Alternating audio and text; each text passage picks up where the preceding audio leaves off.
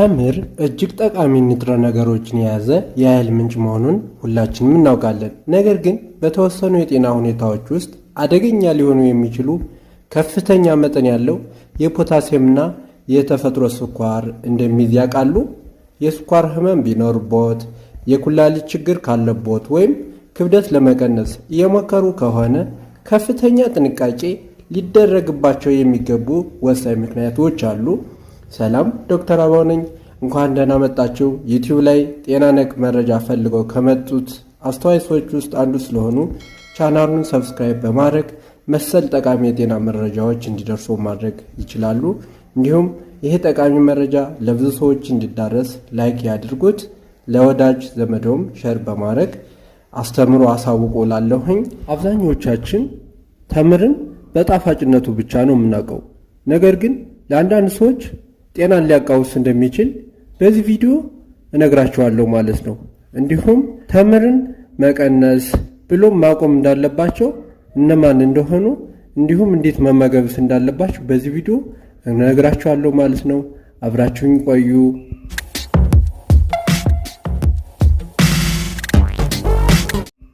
አንደኛ፣ የስኳር ህመም ያለባቸው ሰዎች። ተምር ከፍተኛ የተፈጥሮ ስኳር ማለትም ልክ እንደ ግሉኮዝ፣ ፍርክቶስ እና ስክሮስ ክምችት ስላለው የስኳር ህመምተኞች ከፍተኛ ጥንቃቄ ማድረግ አለባቸው። ምንም እንኳን ተምር መጠነኛ የሆነ ግላይሴሚክ ኢንዴክስ መጠንና የስኳር ምጥቀትን የሚቀንስ ፋይበር ቢኖረውም በብዛት መመገብ የደም ስኳርን በከፍተኛ ሁኔታ ሊጨምር ይችላል። የስኳር ህመምተኞች ሐኪም እንዲያማክሩ፣ በቀን ከአንድ ወይም ከሁለት ትናንሽ ተምሮች በላይ ባይጠቀሙና የኃይል መጠንን ለማመጣጠን ሁልጊዜም ቢሆን ከፕሮቲን ምንጮች ጋር አብረው እንዲመገቡ ይመከራል። ሁለተኛ፣ የኩላሊት ህመም ያለባቸው ግለሰቦች።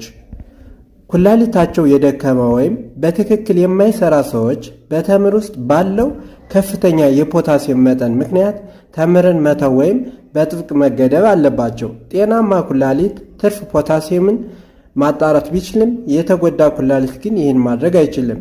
ይህም ሃይፐርካሊሚያ ለሚባል አደገኛ የፖታሲየም እጥረት ይዳርገናል። ይህ ሁኔታ መደበኛ ያልሆነ የልብ ምት ወይም ድንገተኛ የልብ ምት መቆምን ሊያስከትል ይችላል።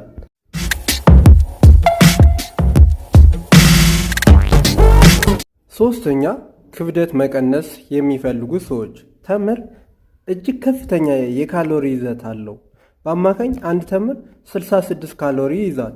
ያለ ገደብ መመገብ በተለይ እንደ ለውዝ ወይም የለውዝ ቅቤ ካሉ ካሎሪ ካላቸው ምግቦች ጋር ሲደባለቅ በቀን ውስጥ በመቶዎች የሚቆጠሩ ተጨማሪ ካሎሪዎችን ስለሚጨምር ለክብደት መጨመር ምክንያት ሊሆን ይችላል። አራተኛ፣ የአስም ህመምተኞችና ለሰልፋይት ተጋላጭ የሆኑ ሰዎች። አንዳንድ በንግድ መልክ የሚዘጋጁ ወይም የደረቁ ተምሮች እንዳይበላሹና ቀለማቸውን እንዲጠብቁ ሰልፋይት የተባለ መከላከያ ይጨመርባቸዋል። ይህ ሰልፋይት ለዚህ ንጥረ ነገር ተጋላጭ በሆኑ ሰዎች ላይ እንደ ራስ ምታት፣ የመተንፈስ ችግር እና የአስም መነሳሳትን ያሉ የጤና እክሎችን ሊያስከትል ይችላል።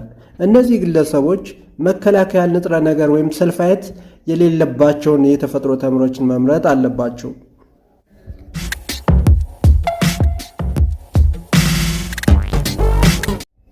አምስተኛ፣ ህፃናትና ትናንሽ ልጆች።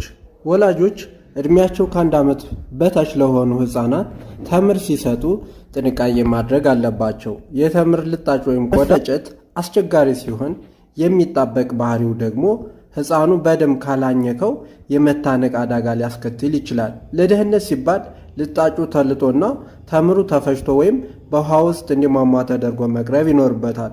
ስድስተኛ፣ የተወሰኑ መድኃኒቶችን የሚወስዱ ግለሰቦች ልክ እንደ ኤሲ ኢንሂቢተር ወይም የፖታሲየም መጠን የሚጨምሩ የሽንት ወይም ዳይዩሬቲክስ የሚባሉ የደም ግፊት መድኃኒቶች የሚወስዱ ሰዎች የጤና ባለሙያ ማማከር አለባቸው። እነዚህ መድኃኒቶች በራሳቸው በሰውነት ውስጥ የፖታሲየምን መጠን ስለሚጨምሩ እንደ ተምር ያሉ ከፍተኛ የፖታሲየም ያላቸው ምግቦች መመገብ መጠኑን ወደ አደገኛ ደረጃ ሊያስከትለው ይችላል።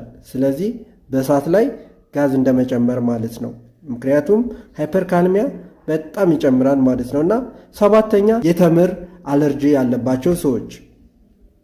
ምንም እንኳን ያልተለመደ ቢሆን አንዳንዶች ለተምር የአለርጂ ምላሽ ሊኖራቸው ይችላል። ምልክቶችም የቆዳ ሽፍታ፣ ማሳከክ ወይም የመተንፈስ ችግር ሊሆን ይችላል።